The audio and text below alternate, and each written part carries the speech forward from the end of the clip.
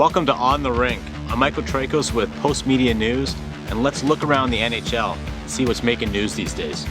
What's going wrong with the Montreal Canadiens?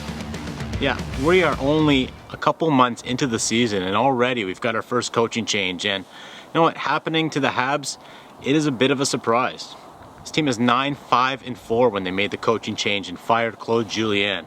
A couple weeks ago, this was the hottest team in hockey, and now they've switched coaches and are reeling. And what does it mean? Well, you know, let's face it. All Canadian division, all eyes are on the 7 Canadian teams, and there's pressure to make the playoffs. More pressure than there's ever been. And we're seeing that pressure on display with Montreal making the change. Now, if I'm Calgary or I'm Vancouver, I'm starting to wonder, is it time to make a coaching change as well? Let's not forget, both those teams are behind Montreal in the standings, and both of them are reeling right now.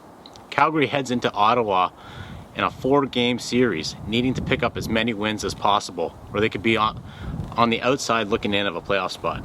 As for Vancouver, well, it's never a good sign when your owner has to publicly declare that your coach and GM are not in danger of losing their jobs. Does it mean that Travis Green and Jim Benning are going to stick around for the whole season? Well, that depends on what the Canucks do up until the end of the season.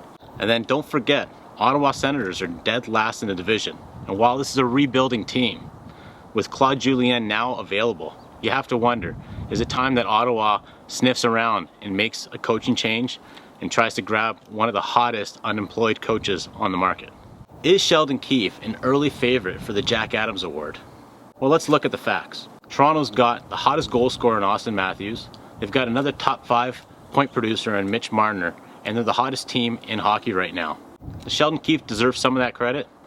Well, he's not putting the puck in the net, but unlike Mike Babcock, this coach has got the team playing responsible defensive hockey, and he's got them playing consistently. Something that Leafs have never shown in the last few years. Now, there's going to be some added pressure as the season goes on, and there's going to be a lot of candidates popping up here and there.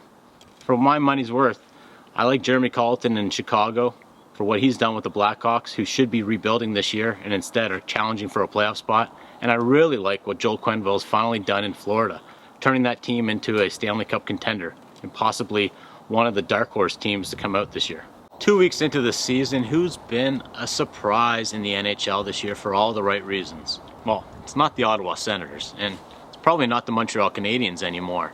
Instead, let's look over to the Chicago Blackhawks. You know, when Jonathan Toews went down with an injury and was going to be out for the whole season, most people had just written off the Blackhawks and said, you know what, this is a rebuilding team. They're going to be joining the LA Kings and maybe the Pittsburgh Penguins on that long road to getting better. Instead, last time I checked, the Chicago Blackhawks are in a playoff spot. Patrick Kane is at the top 5 in scoring. This guy's probably going to steal some votes away from Connor McDavid and Austin Matthews if it continues. Now, while Chicago has been just a great surprise, the other team that I'm really looking at right now are the LA Kings. Now, LA wasn't supposed to be where they are right now. This was supposed to be another difficult year, another year where they're rebuilding and out of a playoff spot.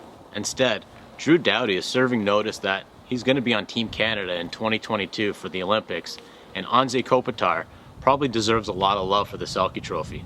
As for what teams out of the Canadian division are surprising, well, I'm looking right at you, Edmonton.